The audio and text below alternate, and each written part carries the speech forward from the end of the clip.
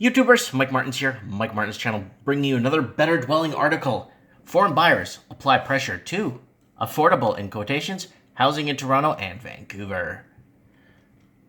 Toronto and Vancouver real estate have a relatively small number of homes owned by non-residents, aka foreign buyers.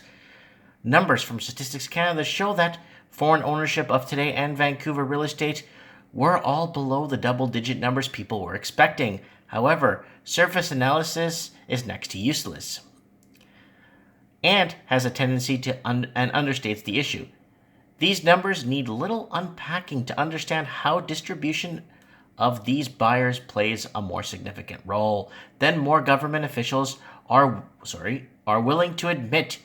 Today we'll take a brief look at the disproportionate impact foreign buyers have on affordable housing. Toronto real estate. Toronto's foreign buyers own more affordable properties, relatively speaking, of course. In the Toronto CMA, the median value residence home is about $590 large. The median value of a non-resident home in the Toronto CMA is about $513,000, more than 13% lower than typical residence. This trend is even more pronounced in the city of Toronto. In the city of Toronto, the gap between residential and non-residential home value is more pronounced. Residents of Toronto have a median home value of $583,000. The median value of non-resident home is $492,000, 15.6% lower than a typical residence. This shows that non-residents are scooping up more affordable units in Toronto. So if you go here, you could compare here, resident to non-resident. So they're getting a better price on. There's Vancouver, Toronto, and Toronto, the Horseshoe Valley area in Toronto, Greater Toronto area. So there you go. There's the Vancouver CMA and surrounding regions like Burnaby and Coquitlam. Vancouver real estate. This has long been a complaint of locals of Vancouver. What locals? They're gone. And the date dump of Statistics Canada confirms residents in Vancouver CMA have a median home value of $820,000. Non-residents have a median home value of $751,000, 8.41% lower than typical residents. Once again, this trend is more pronounced in the city. The city of Vancouver has an even bigger gap between residents and non-residents. Residents have a median home value of $1.245 million. Non-residents have a median value of $905,000, which is over 25% lower than the typical residents. Can't spend the median value that residents are buying at? You'll have to compete with more than half non-residents. Foreign ownership is low if you don't understand the issue. The media paraded a number of real estate agents that felt non-resident numbers were way too low to have a significant impact. Unfortunately, these agents failed to understand statistics distribution and the speed at which issue evolved. Understanding how the data came to be is very important. Ownership and percentage of total stock seems low, but the speed at which it evolved is a real issue here. Non-resident ownership of total stock isn't that impressive of the number itself. And the total, the 3.3% of the total housing stock in the city of Toronto, it raises over a point, 4.8.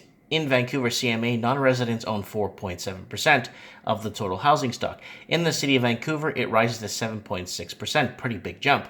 While these numbers don't seem all that big, you think, how quick did the market share evolve? Residents of Toronto and Vancouver have been buying housing stock in their city for as long as the city has been around.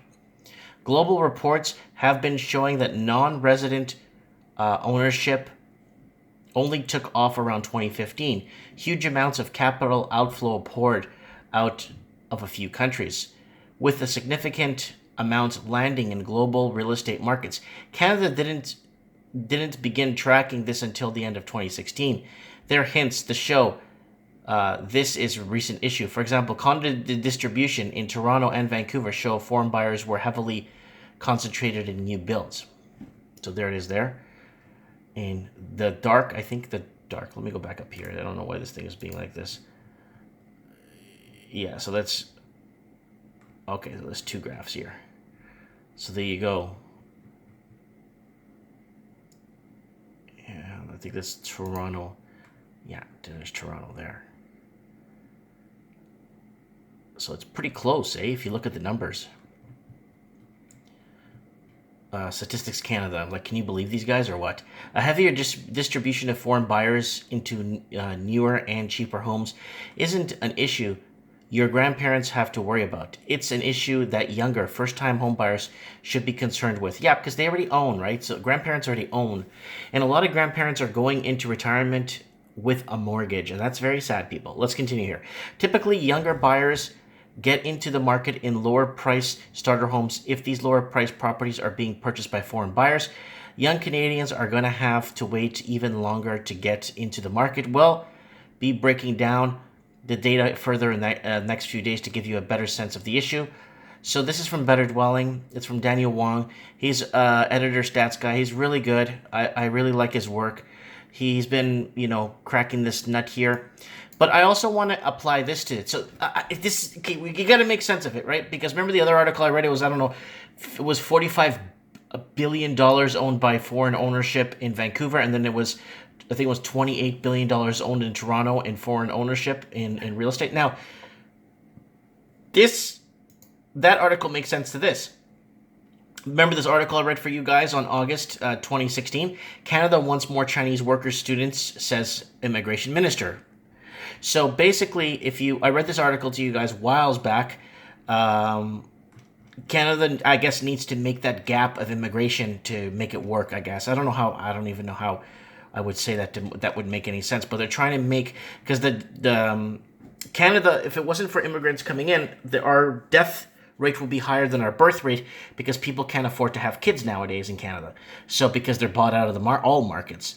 And right here, so they're increasing from China about 500,000 per year. Opening visa offices could help Canada compete for more Chinese workers and students and lucrative tourist business.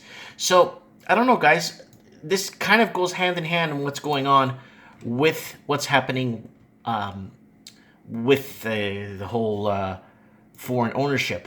Now, here's the deal here. So 10 countries of birth of recent immigrants. So it says here Philippines is first, but if this is right from 2016, and I think the 500,000 they want, they already hit their quota the first 6 months of the year, so they might be upping it to more. So there's 500,000.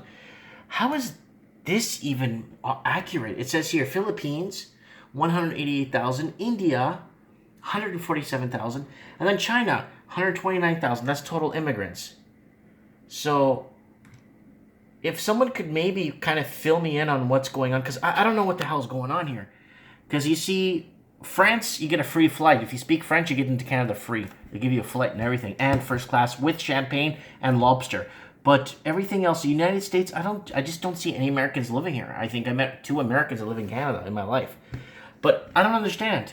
If someone could kind of give me a little insight on this part, because if this is happening and they're setting up offices with our tax money in China to fast track people to come in from China, how does this even work? Because that's the first 3 countries right there. I don't know. Comment below. I'd like to know your feedback. Thanks for watching.